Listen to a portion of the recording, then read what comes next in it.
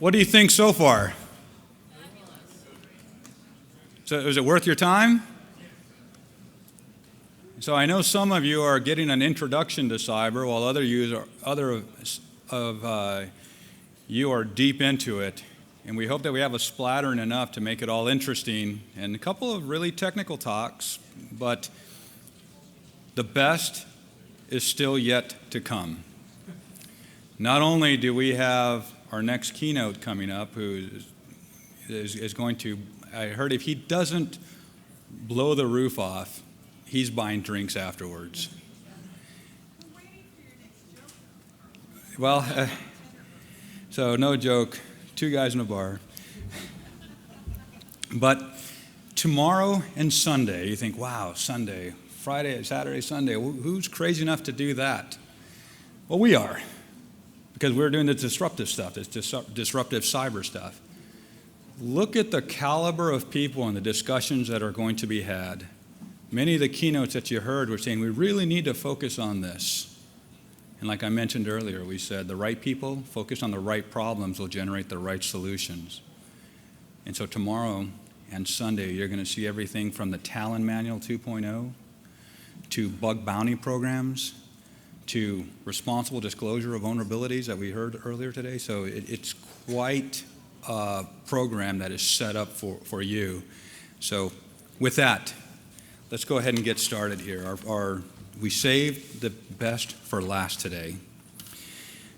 So we have Mark Anderson from Palo Alto Networks. He's a current president. He is responsible for driving all sales, go-to-market, support customer satisfaction, and business and corporate developments.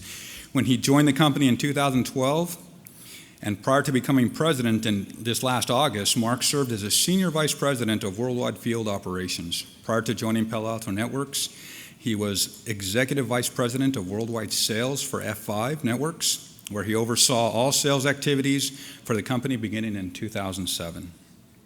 Mark has also had leadership roles in Lucent Technologies, Radio Frame Networks, Cisco, Corn Disco. I don't know where the disco came from, but well, there's a story behind that. But Mark is actively involved in the University of Washington. He is a member of UW T-Board, but Ty, I'll let you cover that. But what's the interesting fact about him that you were all waiting for? So, he was born in Ireland. He's Canadian. And he's a former professional hockey player. So what's the first thing I asked him is how many times? His answer was 7. 7 what? 7 broken noses that he remembers. So with that, I'd like to invite Mark Anderson, our final speaker for today, and immediately following all the cadets, we'd like you on stage for a picture. All the cadets. So, all right. Sir. Thank you very much. Well, good afternoon, and thank you very much for staying for a Friday afternoon to listen to me talk. I don't often talk about my hockey past. Obviously, I was a better punch receiver than a punch giver in hockey, but I really feel privileged to be here, and especially being around the cadets, the folks at the ACI. Growing up in Canada, we don't have as rich a military, certainly as broad a military tradition as you have here in the U.S. I went through my whole life until I met my wife 30 years ago, before I met anybody that had a family member that was in the military, and I just get very humbled being around people that have given their lives for our country, and I try to go out of my way to thank them for their service, because without the work that many of you here in the room do, none of us would be able to do what we do either in academia or in the private sector. So as the president of Palo Alto Networks, I get a chance really over the last four or 5 years to travel around and visit customers, visit governments, talk at the policy level, and I thought I'd share with you some of the experiences I've had, because we're living in a very interesting time right now, and the digital age that we live in requires a level of trust that I don't think our industry has done a very good job helping to maintain. I want to talk about some ideas of the things that we can do together with private industry, with the government sector, and it's a big part of the platform that I have now for the company. So, if we think about the last 10 years, so much has changed. I mean, in Silicon Valley now, you drive around near Palo Alto or Menlo Park, and you'll often see the Google driverless car with the little rotating circle on the top of it, driving around with nobody inside. Everything that we do in this digital age requires interfacing with a browser to look at our bank balance and communicating with the men and women that put themselves in harm's way between Command Central and the vehicles that they're driving or commanding in the field. It requires a level of trust with this technology that I think we've got to do a much better job in facilitating. The industry's response has been to, every time a new widget comes out, every time a new device comes out, the industry's response has been to layer on more boxes. And trust me, there is a fine line between productivity and chaos. Perhaps not as fine as it is for this gentleman here in China, but if you think of the way that as an industry we've responded to this, is we've continued to add devices behind the firewall, IPSs, proxies, web gateways, APT devices, and really forming a conga line of technology. And become very complex, and it really hasn't achieved the mission at hand for all of us. It's very complex and difficult to manage, and frankly very costly, is not reducing the attack surface at all, and requires tremendous amount of manual intervention as they have given us this defense in depth fallacy that just doesn't work. So my slides are locked. We advance the slide. There we go.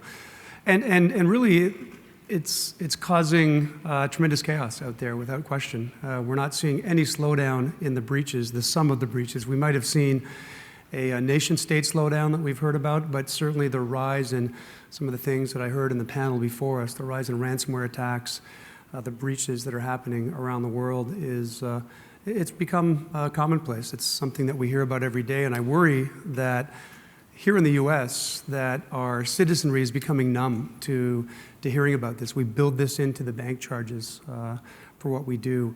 We kind of take this in stride, and really, whether it's a nation state or whether it's just cyber criminals looking to add fees to our daily lives, it's just simply not acceptable from my perspective.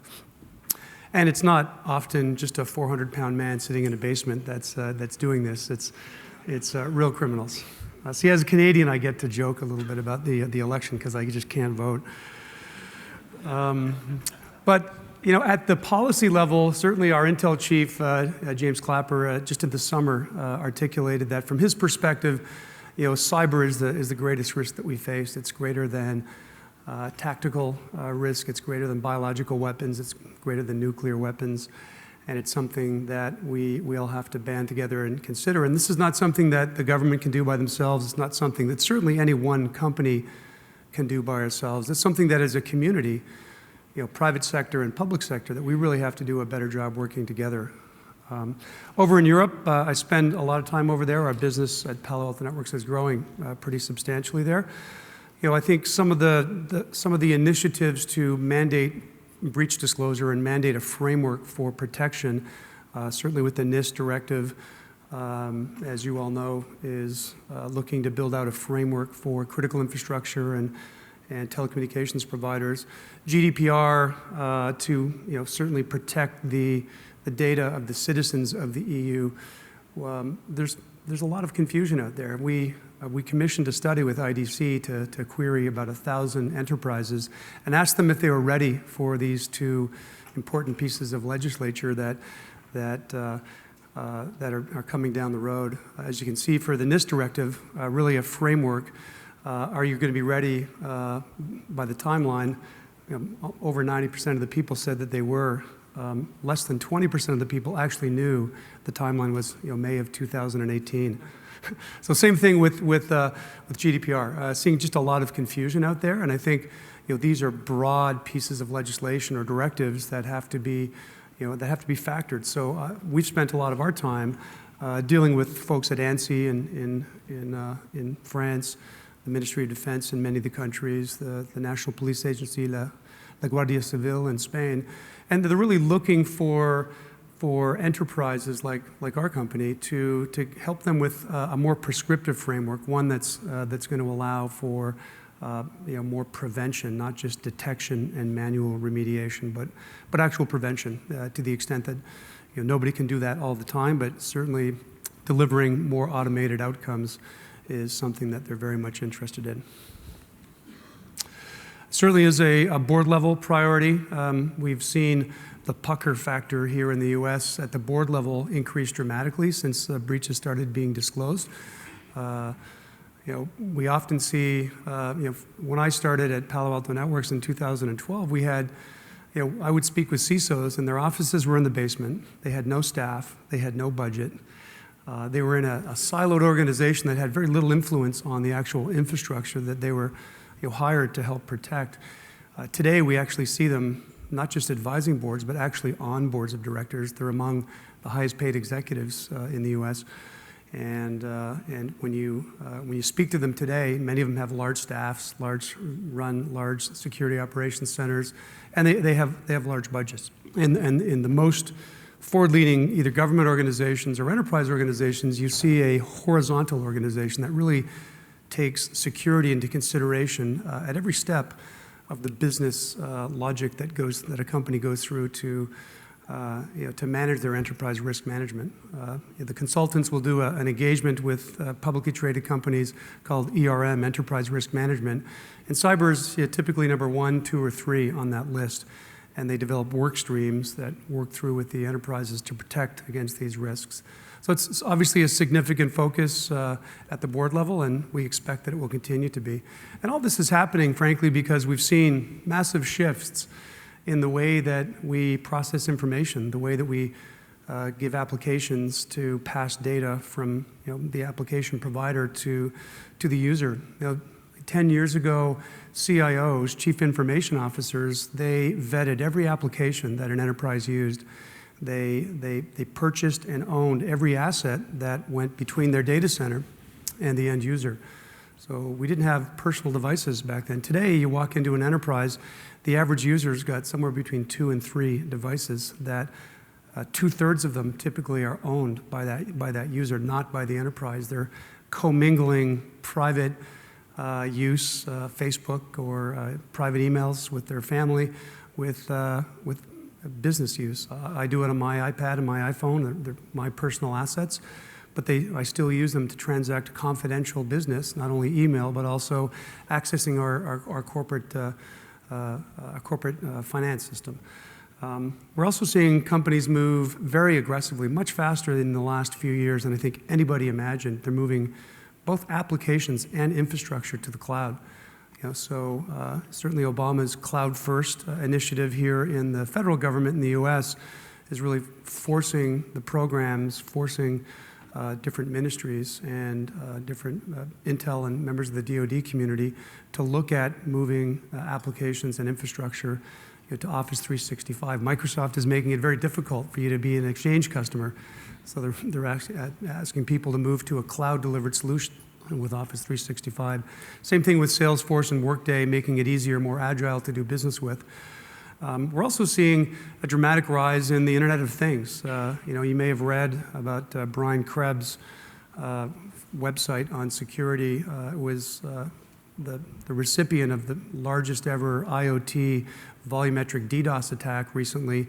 He writes about it if you want to check it out. It was 2/3 of a terabyte, and the attack was driven by internet cameras and very, very thin client IP addresses that had been consolidated to derive 2/3 of a terabyte of an attack. And we're also seeing physical infrastructure being replaced with virtualized infrastructure or software-based infrastructure. So here in the US at the DoD, we had the honor of participating in the WIN-T program, Next Generation Warfighter, where we replaced a 40-pound cage that sit in the back of Humvees or tanks. Again, men and women get in the way of harm driving these vehicles all around the world. There's close to 10,000 of them. And we replaced it with a small virtualized physical form factor at about 1/10 of the weight about a tenth of the space that's being taken in these very crowded vehicles or armored or rolling vehicles. And the gentleman that runs the program, really made the point where he's able to connect what we're doing with, saving lives. So he grabbed my forearm and looked me straight in the eyes. And I usually don't get afraid when guys confront me, but I was shivering when he told me, just don't F it up. And so we haven't, thankfully. But being able to, work in this industry where the outcomes that we're driving are as important as they are. I've been working in private enterprise for close to 30 years now, and it's always fun to have the best widget to be able to build a business upon. But when you can do that and also do something that really delivers the greater good, whether you're selling to a private sector company that's been breached or a public program that's been breached as part of the do different architecture, I think we all realize that we're privileged to be able to do this.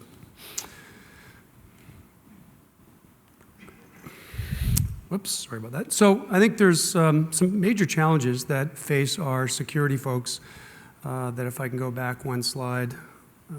Thank you. At Davos at the World Economic Forum this past year, they talked about the fourth industrial revolution where physical and cyber are really colliding and blending, making it very challenging for our IT practitioners to do their jobs. And making things worse is data is just massively aggregating, and it's frighteningly available in quantities that never were before imagined.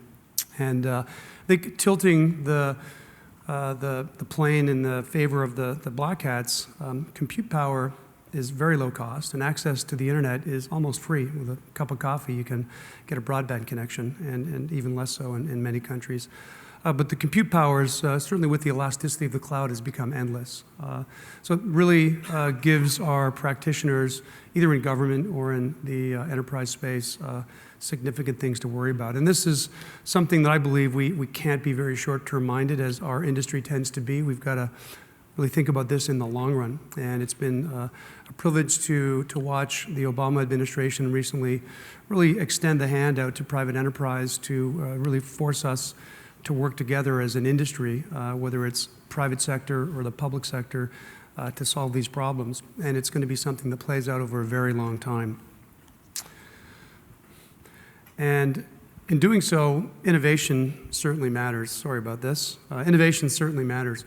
It's not one company that's going to solve these problems. It's going to be the industry coming together to really leverage some of the things that we can do, again, within the private and the public sectors. And so I think if we think about the challenge here, it absolutely is a math problem, and I'll go into some detail.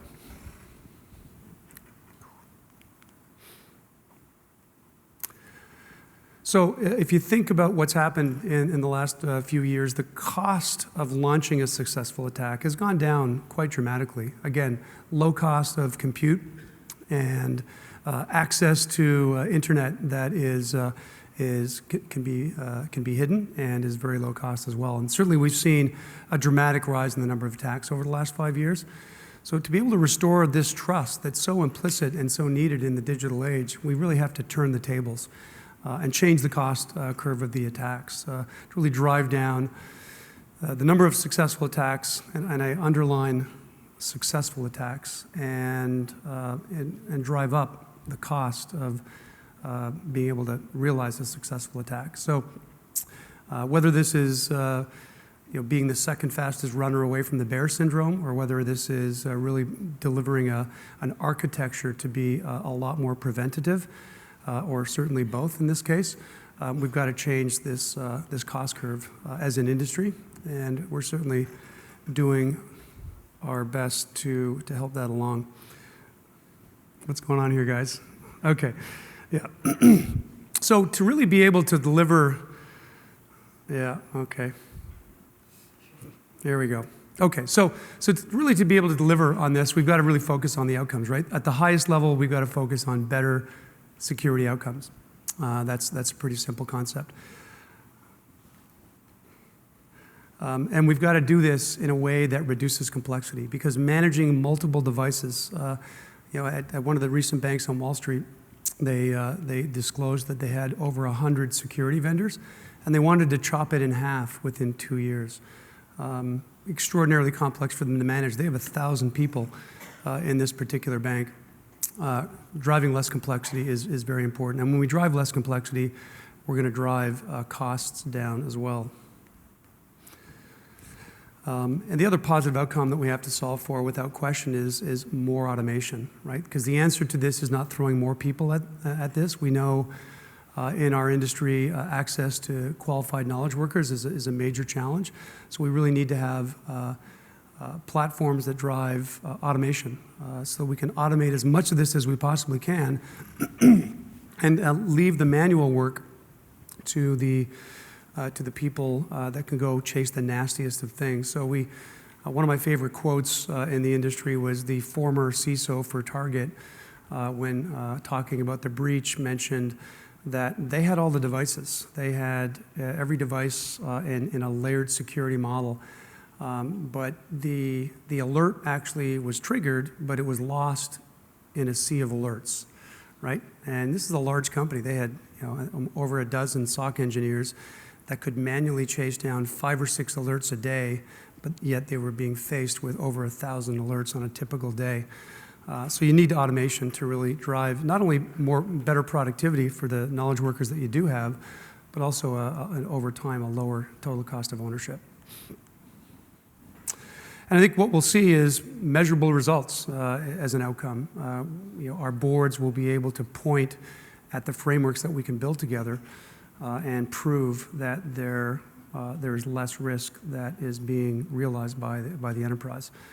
We'll be able to point to lower successful attacks with this kind of approach. So let me walk you through what we're trying to do to really shift the paradigm and move away from reactive and manual-based infrastructure that are typically legacy. They're definitely multiple point products that really focus on detection and manual remediation, and move more towards a proactive and automated architecture. When I say architecture, I mean that very intentionally. It's got to be a next-generation platform or architecture that consolidates multiple point products or multiple security elements onto a platform.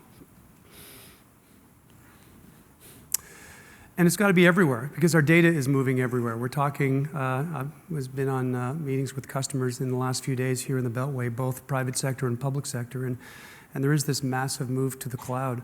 So you have to be on all endpoints, whether it's a gas pump or an ATM, or whether it's a SCADA device on a dam in upstate New York. You've got to be there to be able to watch what lands. You've got to be at the internet edge. You've got to be between your employees and their devices. Of course, at the core in the data center, we do see a lot of lateral movement of malware.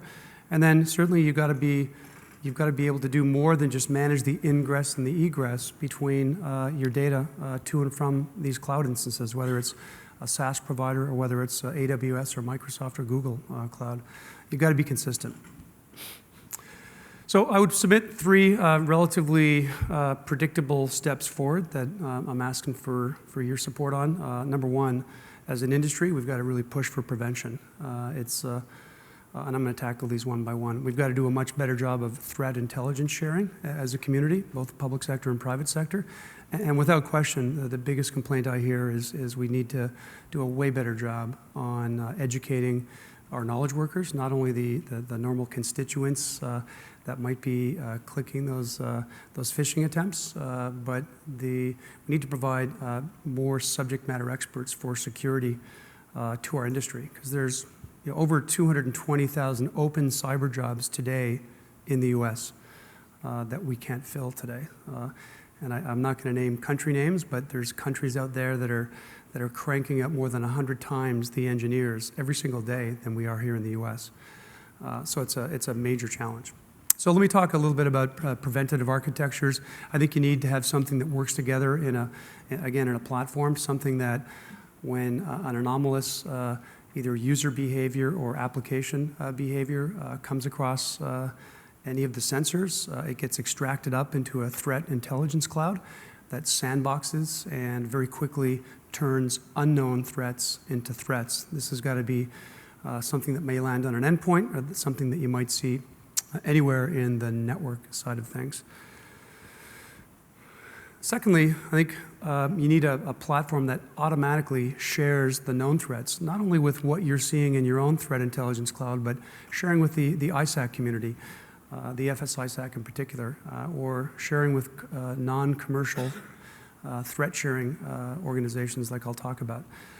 And then finally, when you leverage all this information, you got to be able to reprogram your network and your endpoint technologies so that we can now prevent what was a zero-day attack maybe as little as 5 minutes ago for patient zero. For every other one of the users in this network, you can actually turn that into a prevention mechanism. But to do this, you really need an architecture.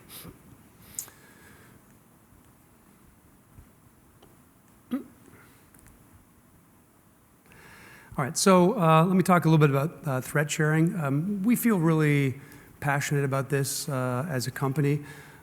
Before we were as relevant as we are today, actually before our IPO, we went around and talked to our competitors and espoused a world where we share our threat intelligence. And we found some people were indignant at the thought of sharing threat intelligence. A couple of our competitors viewed threat intelligence as intellectual property. And from our perspective, we firmly believe that the company that has the best platform, the most capable platform, and the smartest and most focused people is going to win. They're going to win customers. The commercial side will typically take care of itself if you run a tight ship. But finally, in 2014, we stood up the first ever non-commercial, not pay-for-play threat sharing alliance using Styx Taxi called the Cyber Threat Alliance, the CTA. Our 4 founding members were Palo Alto Networks, Fortinet, and then the 2 largest endpoint players out there, what used to be called MACV, now is Intel Security, and Symantec. And then over the last year and a half, we've built out a constitution for the threat sharing alliance. We've added additional members, and we're continuing to vet and add additional members. The buy-in is quite simple. You need to be able to contribute 1,000 unique pieces of malware every single day, and you can't just do this for marketing purposes. It's got to be the baddest, the ugliest ones that you're seeing so that we can, again, share this threat intelligence to be able to drive better tuning and better signatures for our own customers, our extended customers. And then finally, on the education side, another thing we feel very passionate about, we work with the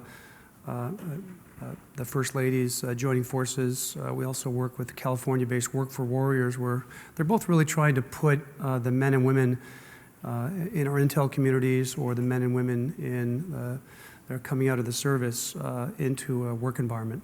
And Work for Warriors, I've been personally involved in this. We actually are training the people that are coming out of the service on what it's a 13-week course. It's companies like ours, Facebook,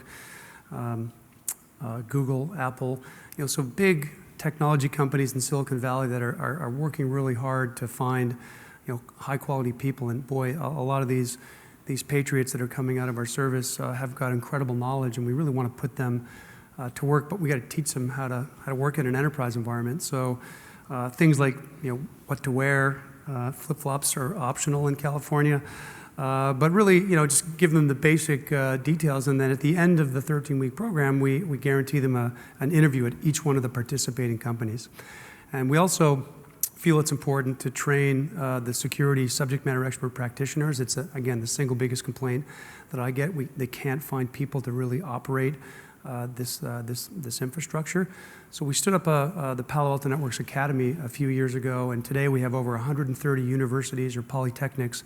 We've donated equipment, we've donated a curriculum, we train the trainer. And it is a basic cyber course. They're using our user interface to teach the class. But again, it's courses that are coming out of University of North Carolina, a lot of large institutions here in the U.S. and really around the world, across Europe and Asia and Japan as well.